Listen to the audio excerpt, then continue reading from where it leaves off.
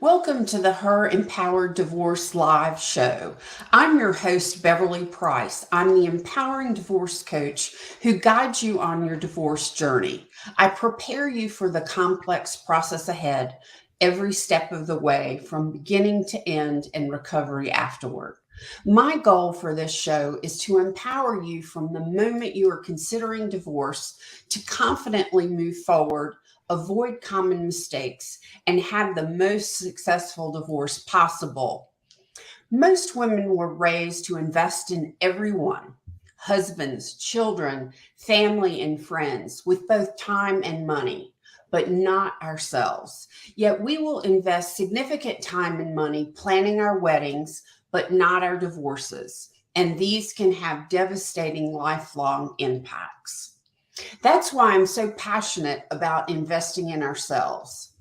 My guests today, Catherine Shanahan and Karen Chellew of My Divorce Solution, are going to talk with me about investing in yourself in your divorce. Hi, Catherine. Hi, Karen. I'm so glad to have you today. Hi, Beverly. We love being with you, so thank you for inviting us. Hello. How you doing? We're good, and I have so much to say just about your intro. It opens up so much conversation. You hit so many nails on the head. It was great. Awesome. So, could you each tell us a little bit about yourselves, your company, and each of your roles in what you do? Yes, absolutely. So I'm Catherine Shanahan. I had been a financial planner since 1988. I got married to someone who had 3 children under the age of 5. And then we had 2 of our own. So I raised a Wow. blended family. After 23 years of marriage to an aggressive personality, I decided that I something had to be better. So I got a divorce. But at that time, I thought I would just help women understand their finances through the Mhm. divorce process, because I just could not believe if I was scared, there had to be millions of women scared. And quickly realized it was more than just the financial. It was how the legal system treat you as well. I had known Karen through a colleague and went to her and said, would you join forces so that we can make this a better process? On my divorce, although financially it was clear, the agreement that I had some holes in it and led me into the courtroom 10 years after my divorce was final. So that's another important feature, and that's the side that Karen comes from.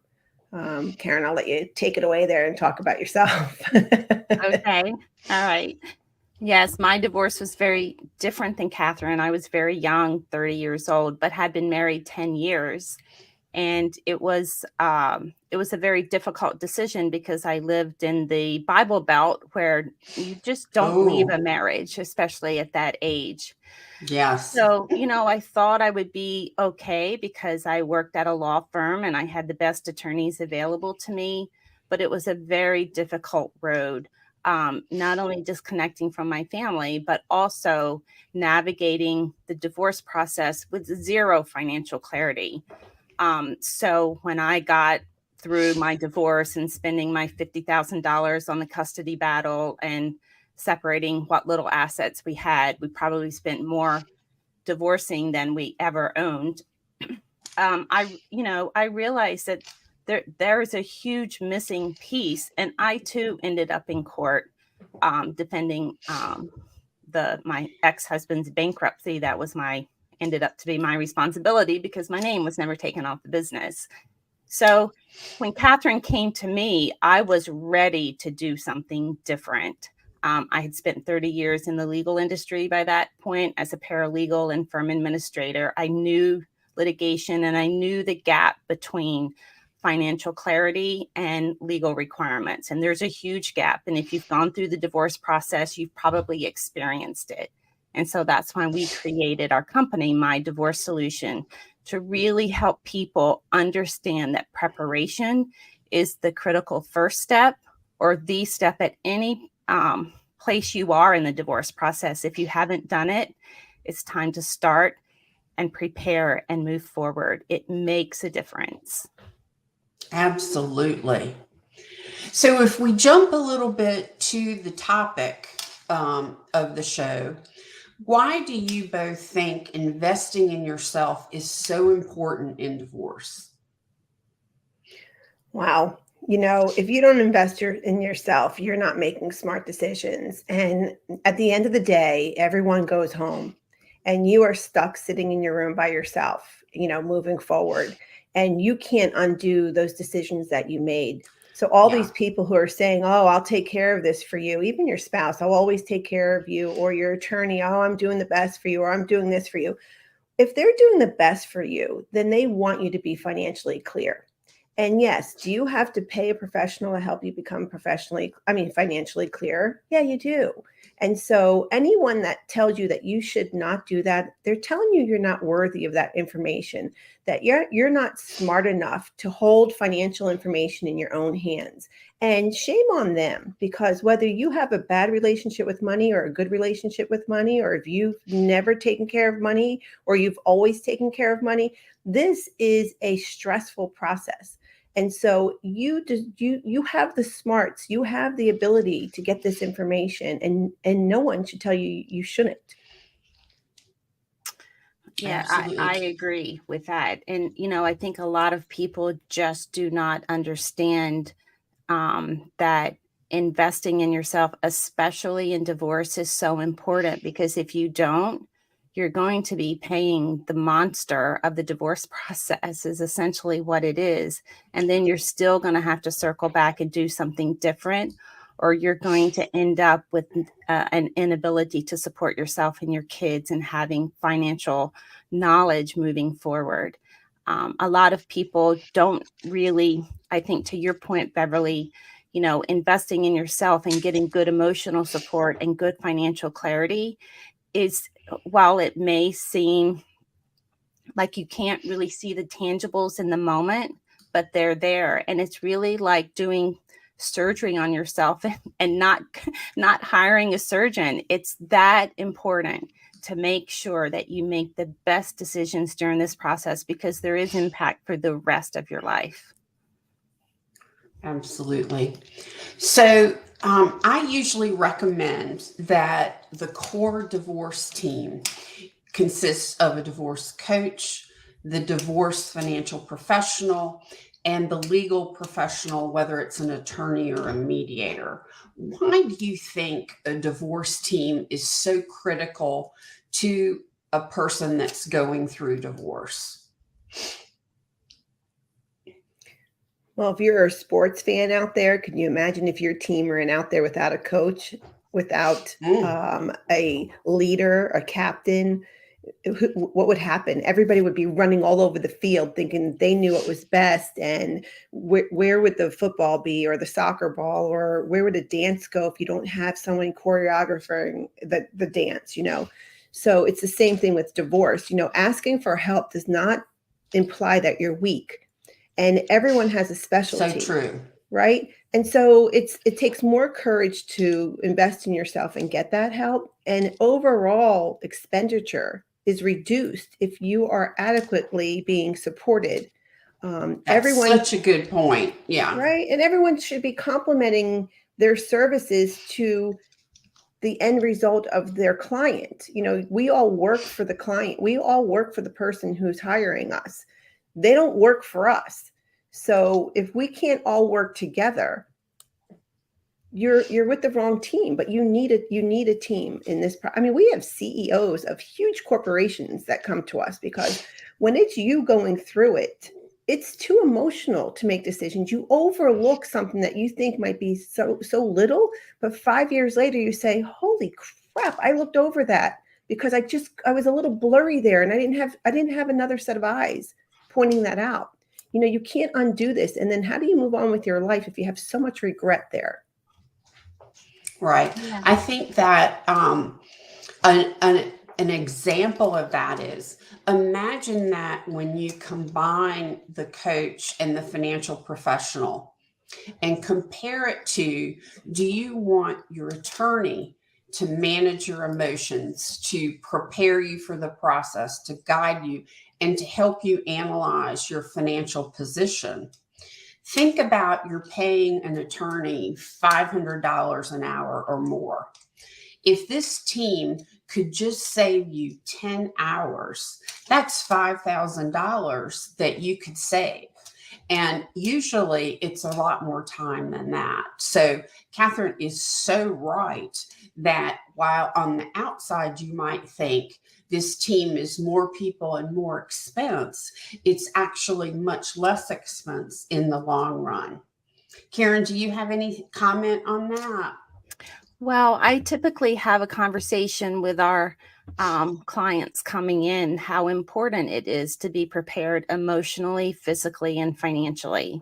And there are three different types of preparation, because emotionally, to your point, you have to be able to separate the reason you're divorcing from the logistics and the financial decisions you have to make. So of course, a divorce coach is so helpful in that area.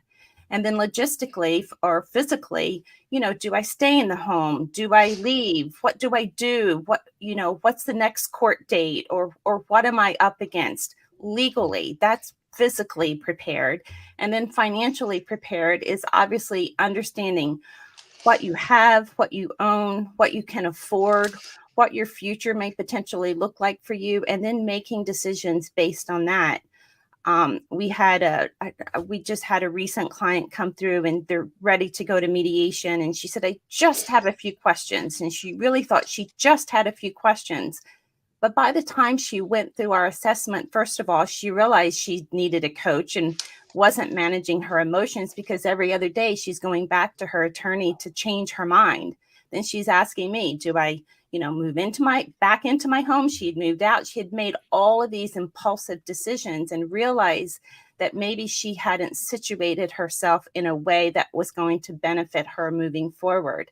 So, we took the time to break it down and say, these are the people that can help you. Let's back it up and move forward. And so that, for that reason, it is important. And she probably realizes that, the first $50,000 that's out the door in the first 3 months could have been redirected to better help. But, she's redirecting her ways now and moving forward. But, that's why we're always beating the drum of getting the right help, getting set, being knowledgeable about your next steps moving forward. Absolutely. You mentioned your assessment. Can you describe for people a little bit more about your process so they can understand that it's so much more than just a simple financial analysis or an Excel spreadsheet? Sure. So our process is very educational. We do it with you, not for you. And it starts with an assessment, because the way we price our fees is a fixed fee, but it's based on the complexity of your estate.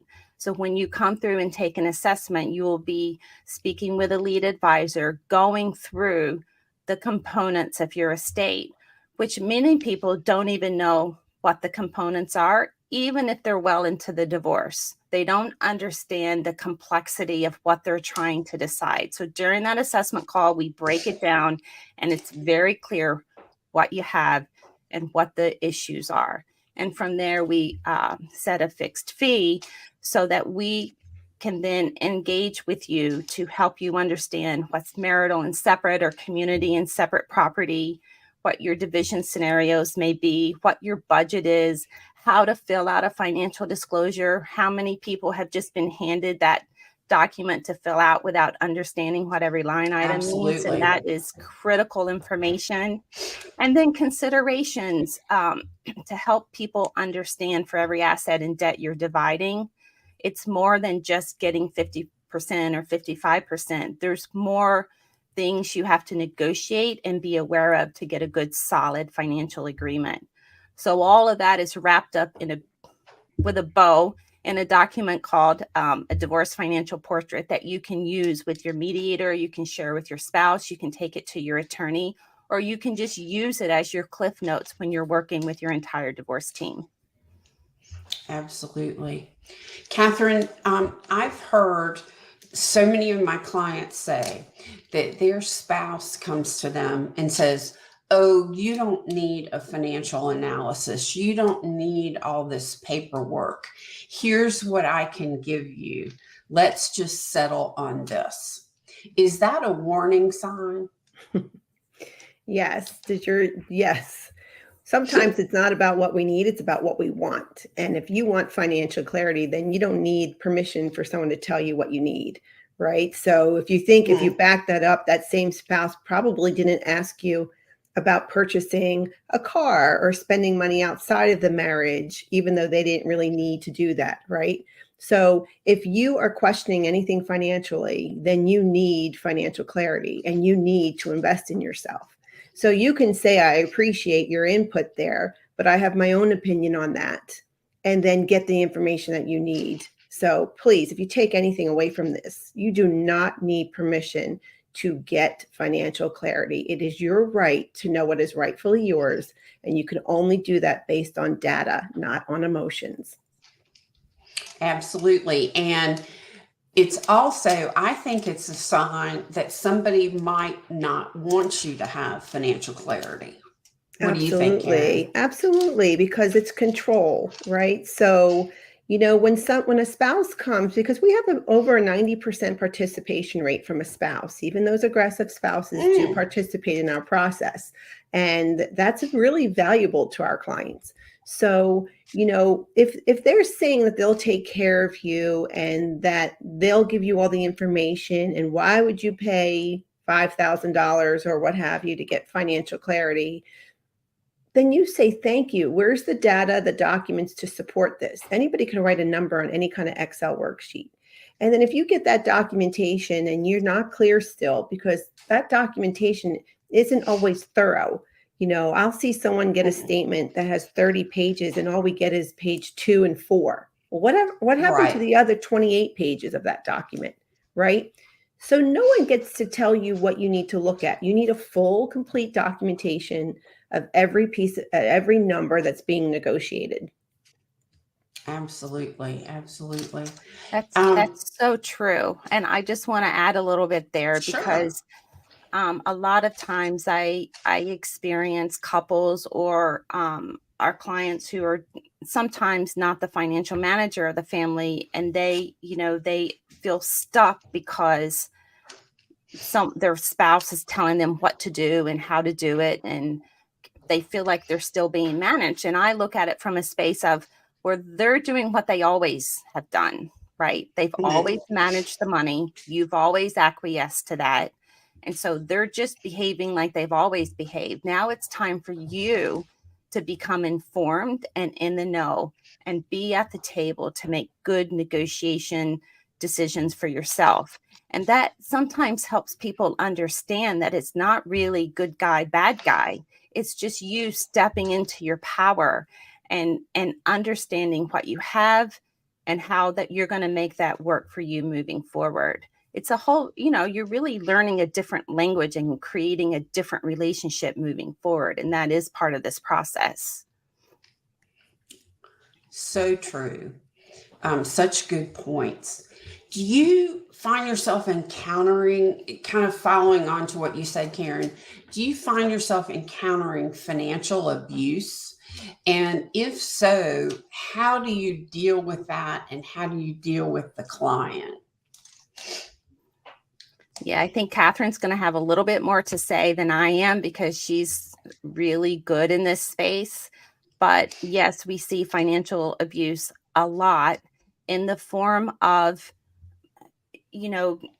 not being willing for anyone else to be in the know of what is shared property.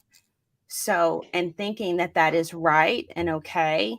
I grew up in that type of environment, so I can really understand it. And as a person, I didn't even know that it was wrong. I just thought that's how it was.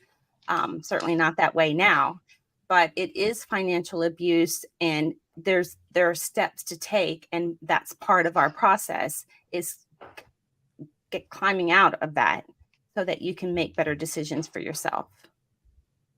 Catherine, do you want to add anything to that? This is something that really is disturbing to me because nobody should be in a financially, emotionally, or physically abusive relationship. And we never talk about the financial abuse standpoint of it. And it also goes hand in hand with the emotional value to an asset or a debt, which is really important when it comes to negotiations, right? So if you are controlled by a credit card, I can't tell you how many 30-year marriages that come to us and say, well, I don't know, I've only ever been allowed to use a credit card and I have no idea about anything else. And if I spend more than X amount, I have to account for that. And I get being on a budget. I don't get being controlled by a credit card, not having access to an account, not knowing the password to account, not sitting in on a financial planning appointment with your financial planner, not sitting with your CPA because they think that you don't need to, that you're too busy raising the kids or doing something else, that we're taking care of this. But, financial abuse is something that you can stop by just not by demanding the information or setting up in your own account. And on that regard, I will say that we have people that come through our process thinking that they want a divorce because they're just so financially controlled. And at the end of the day, when they get their financial portrait, it is a big financial misunderstanding as well. And that the other party just assumed they wanted to be controlled financially, right? So I'm all open to giving both sides the opportunity to lay all the cards out on the table. And if that is truly the case, then you take your financial portrait and use that for future planning and then go to marriage counseling, right? And this is where a coach is great because it's teaching you to have that strength to get that power, to get that knowledge, and then work on your marriage if you want to. Otherwise, stop the process and don't go into a new relationship until you reestablish a relationship with money, and don't ever be embarrassed about starting from ground zero. And that means getting a document and seeing numbers on it and saying, okay, where's the account number? Take control one step at a time, but don't ever live your life being controlled financially. It's not fair. And that's not what marriage is intended to be. Absolutely. Financial autonomy is so critical for everyone. And I just want to underscore that a lot of times that when people start taking steps towards financial autonomy, the need for a divorce coach becomes so important, because the other spouse, you can expect they're going to react in line with that. They're going to be taken off guard. They're going to be aggressive. They're not going to understand your new behavior. They're going to feel threatened and intimidated. And that's probably par for the course. Beverly, you would know more about that than we do. However, it doesn't mean you shouldn't take the steps. It still is important and very critical that you have financial autonomy. Absolutely. And I think you made such a good point about needing to do the work, needing to look at your relationship with money, needing the self-awareness about yourself, or otherwise you're going to go from one relationship to the next and finding yourself in very similar situations, repeating the same mistakes. So I think all of that is so true. So true. We'll have people come to us and say, oh my gosh, your fee was $6,500. How am I going to pay that? My spouse is going to get so angry. And in the second breath, they say, my spouse spent $20,000, with a girlfriend, or my spouse just bought a new car for $50,000, or my kids are getting married and it's costing $100,000 or $50,000. And I want to say, wait, let's stop and restate everything that you just stated. You're insecure, sad, lonely feeling because you don't have any financial clarity. But yet you're worried about a $6,500 clarity that's going to pay you 3 times over in the divorce process. And they really have to think, I'm not going to talk somebody into what they need, but it's what you said in your intro. We put women tend to put everyone before them and spend thousands and thousands of dollars on their kids. Yep. I mean, I think about the Beanie Babies I spent money on when my kids were little without thinking. And I still have a box of them. I wish I had that $1,000 from the Beanie Babies, right? They didn't need that. So we put everybody before us, and you can't make the rest of your life the best of your life if you don't make smart financial decisions for yourself. So on target. I mean, I really think that's an excellent comment, and it kind of feeds into a thought that I've had about how women have been programmed over the generations to think about our relationship with money and numbers. You know, the thoughts that women aren't good with math, men are better with math, women can't understand finances, they're so complex. Men are more intelligent when it comes to finances. So I leave all of that up to him. I've seen it happen with women who didn't go to college or didn't take a lot of math, but I've also seen it in the highest executive level women who defer or give over all their control of money to their spouse, and then have to live with the result of they have no clue with what the spouse did with the money. Do you guys see that playing a part in the clients that come to you? Absolutely. And you know what? You should be listening. If you're just thinking divorce and your husband, it's not just divorce and your husband passes away. The chances are women out there, 98% of us will deal. I think it's a high rate. It might not be 98, so don't quote that. But it's over 70% of women will deal with their finances, whether it's the death of a spouse or a divorce. So you do have to be aware of it. Now, I'm a lucky one because I was raised by there were 4 girls and 1 boy in my family, and my father was an accountant. So he always said, you girls are never going to be dependent on a man. My mom did the bills, even though my dad was an accountant. My mom gave him an allowance every week. So I grew up seeing that. I have a different story than Karen was telling you earlier. So I think that's where my passion comes from, is like, you have to know this. Like, this is how I was raised, so I can share it. Like, you have to know that you need to take care of yourself. And I don't care if you're a high executive or you've just graduated high school, you can learn your financial situation. As a matter of fact, our prenups now, our financial portrait even works for prenups. It's just a great way to get the documentation. And it's not just the data, it's the documentation, and it's understanding all the components to that. And again, it's taking it one step at a time, but you can do this for yourself. Oh, I love that. And mentioning prenups, if you think about it, 50% of first marriages end in divorce. And a lot of people say, oh, I'm not going to do a prenup, that jinxes the marriage, whatever. But averages show 50% of first marriages end, 67% of second, and 75% of third marriages result in divorce. So a prenup is a perfect insurance policy for your future. And it really is more a testament of how secure you are in your relationship that you may not ever have to use it. So do you have people coming to you thinking about getting married or initially getting married, and you talk to them about prenups and postnups? We do. Oh, go ahead, Karen. Go ahead. You want me to go? Hey, Karen. Go ahead. I do want to say something, but yes, we do. Go ahead, though, Catherine. Oh, yeah, we do. It's a really healthy way. Listen, finances are. I'm not trying to sugarcoat this in any way. Money is a hard thing, and finances are a hard thing to talk about, because it is true. I happen to be blessed with a math mind. My ex was a math mind. My kids are math minds. And I've been with my friends who struggle with their kids and math and themselves. So I understand all that. But this is not about just doing math. This is about understanding the money that you have that's working for you, and working with the right people to help you, and just being involved and aware of the situation around you, right? Being in tune with your budget and what you're actually what's coming in, what's going out. It's an awareness. It's not necessarily that you're going to stand up and talk about it in front of a bunch of people.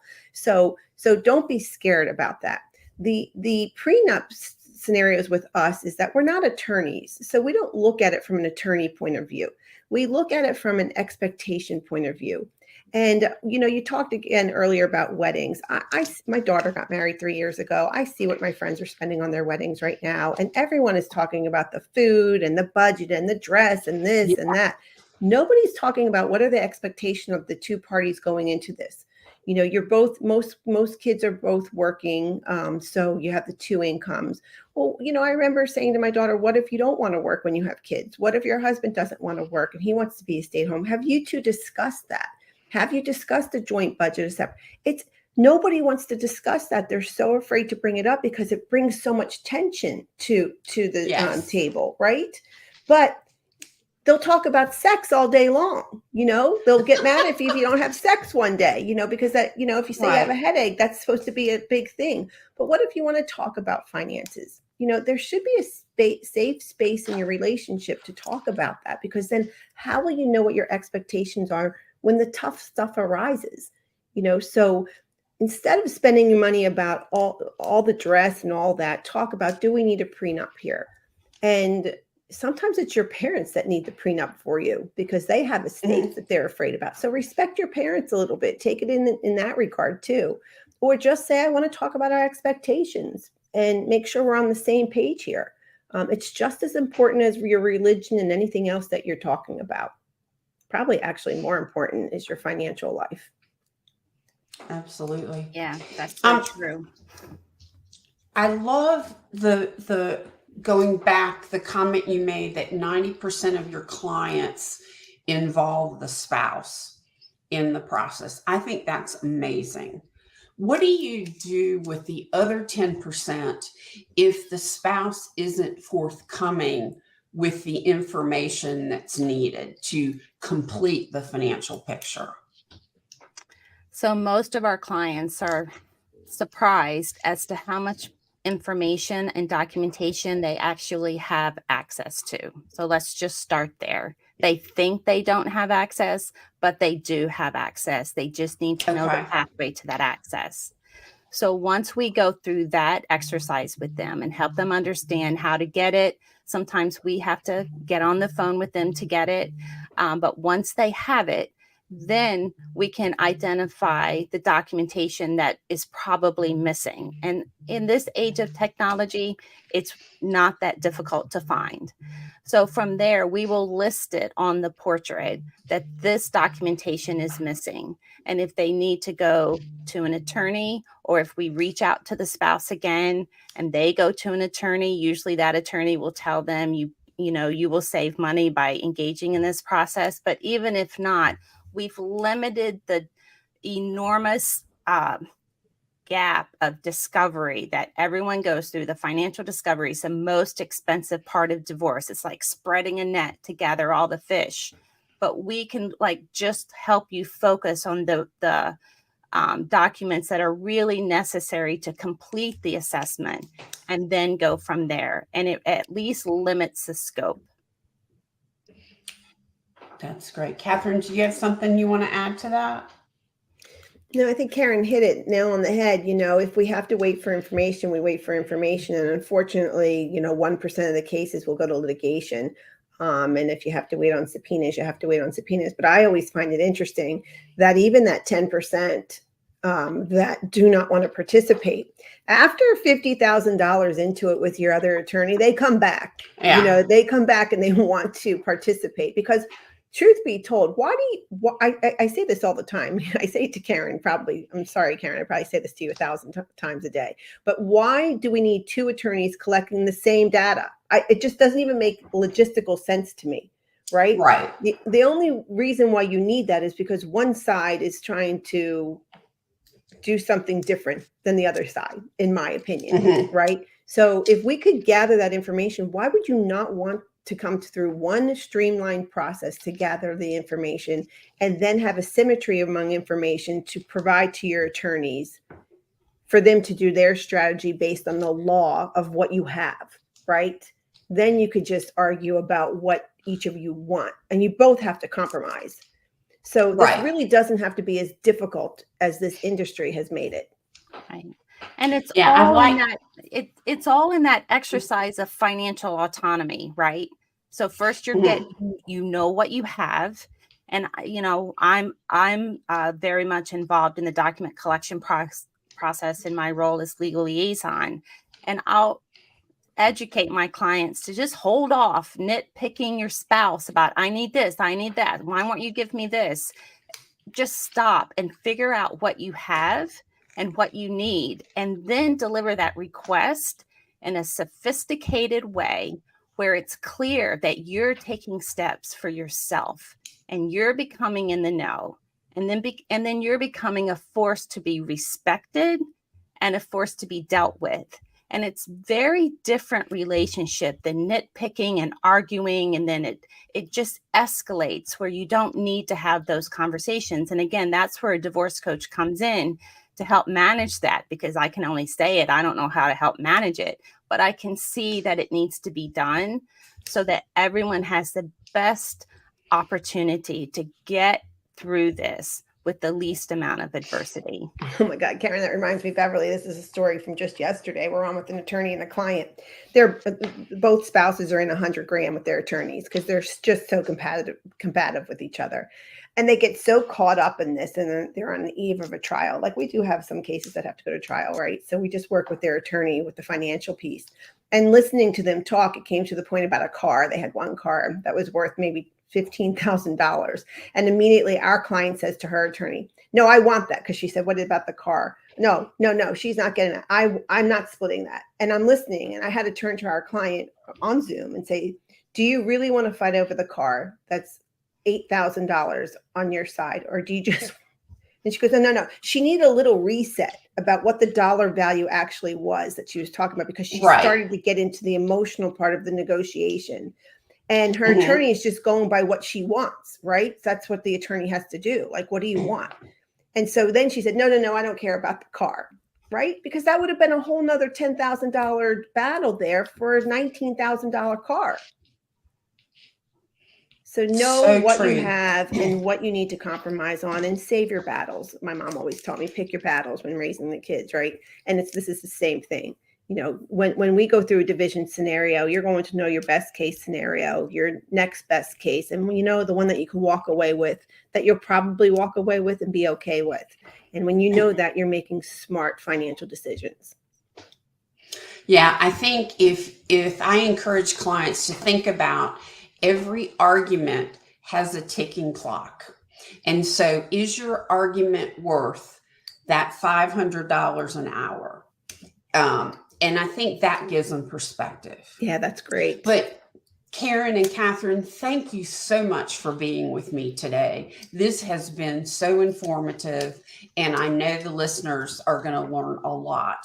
So, and I know they're going to want to know more about you. So how can they find you?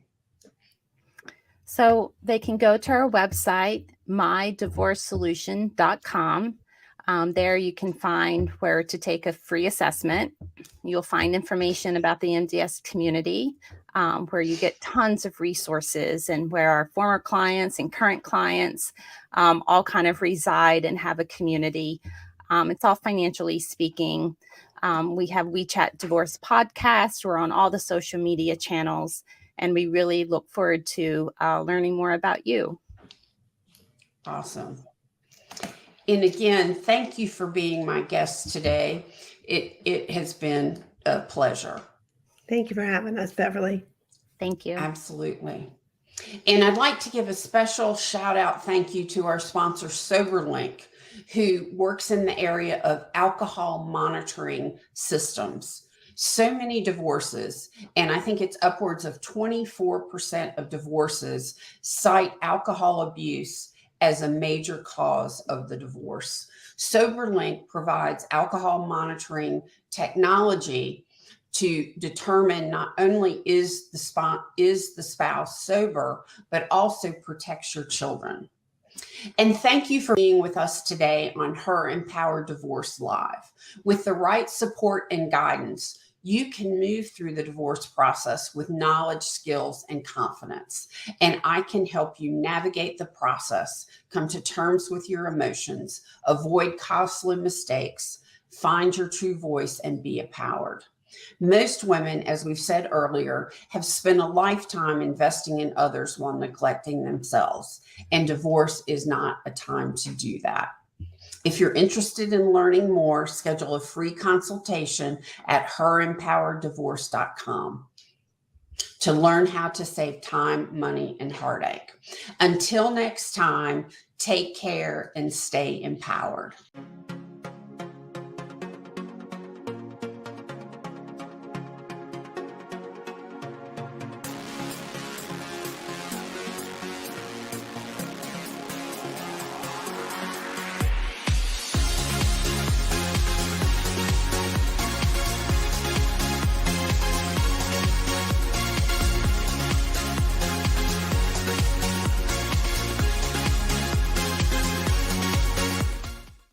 Substance abuse is at the root of 40 to 60% of domestic violence incidents. This alarming statistic highlights why we need tools that promote sobriety and safety in our households. SoberLink is a breathalyzer system that helps people prove sobriety, keeps children safe, and provides peace of mind through scheduled testing, real-time results, and immediate notifications. If someone with a history of alcohol issues is working on their sobriety and rebuilding trust with their family, SoberLink can serve as a tool to ensure safety and provide transparency. As we shine a light on domestic violence this October, let's remember that solutions to such complex problems require comprehensive approaches. Tools like SoberLink can play a part. Let's work together to end domestic violence and support recovery in all its forms. Visit soberlink.com/end-abuse to learn more and receive $50 off a device.